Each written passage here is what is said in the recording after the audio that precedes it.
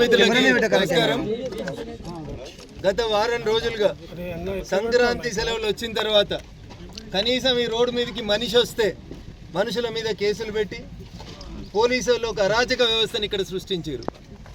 రోడ్డుకు కుడివైపు రోడ్డుకు ఎడమవైపు కట్టినటువంటి రెండు బౌండరీలను కూడా హైకోర్టు ఉత్తర్వులను ఉల్లంఘించి జిల్లా పోలీసులు జిల్లా కలెక్టరు ఈ గ్రామంలో ఉన్నటువంటి కొంతమందిని తమ దిక్కు లోపరుచుకొని డబ్బులు ఇచ్చి కావాలని అమాయకులైనటువంటి గిరిజన బిడ్డల్ని మోసం చేసేందుకు గత 5 రోజులుగా జరిగినటువంటి ఈ తంతుని ఈరోజు మేము వస్తున్నామని తెలిసిన తర్వాత మౌనంగా చూస్తున్నారు.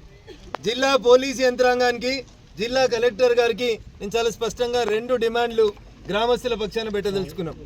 ఒకటి, కట్టిన ఈ గోడల్ని మీరు తీసేస్తారా? దానికి మీకు 24 గంటలు కావాలన్నా 48 గంటలు కావాలన్నా టైం ఇస్తాం. మర్యాదగా ఈ కట్టిన గోడల్ని ప్రభుత్వ అధికారులే దగ్గరుండి ఏ బౌన్సర్లను అడ్డం పెట్టి అయితే మా మీద ఊరోళ్ళ మీద కేసులు పెట్టి కట్టిర్రో ఈ 2 గోడలు తీసేసి బిలాదాకల్ భూములు వెలుమెలకు తాండాకి కొండకల్ తాండాకి సంబంధం లేనటువంటి మిగులు భూములు ఏవైతున్నాయో ఆ భూముల్ని గిరిజనులే కాస్త చేసుకున్నారు కాబట్టి గిరిజనులకు ఇవ్వాలి. అక్రమంగా ఈ భూములని ఏ రెడ్డి గారికి అయితే రాసియాలని ప్రభుత్వం ప్రయత్నం చేసిందో ఆ అక్రమ పట్టాలని వెంటనే రద్దు చేయాలని జిల్లా కలెక్టర్ గారిని CCLA కమిషనర్ గారిని ఈ సందర్భంగా డిమాండ్ చేస్తా ఉన్నాం. ఇవాళ మేము 10 మందితోటే మొదలు పెట్టవచ్చు.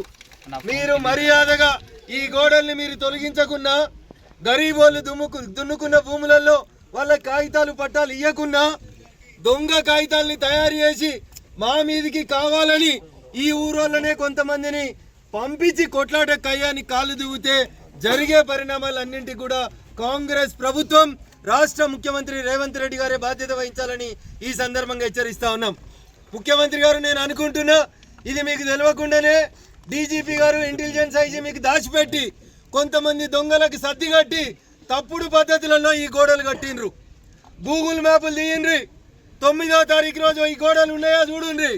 9వ తారీఖు రోజు లేని గోడలు ఇలా 17వ తారీఖు ఎట్లొచ్చినాయి? రాత్రులకు రాత్రులు పోలీసు వాళ్ళు పర్యవేక్షణలో ఉండి ఈ గోడలు ఎట్లా కట్టించారో ఒకసారి చెప్పాలి. 9వ తారీఖు రోజు ఉన్నటువంటి భూమి పరిస్థితిని తిరిగి పునరుద్ధరించకపోతే తప్పకుండా చట్టాన్ని చేతుల్లోకి తీసుకుంటాం.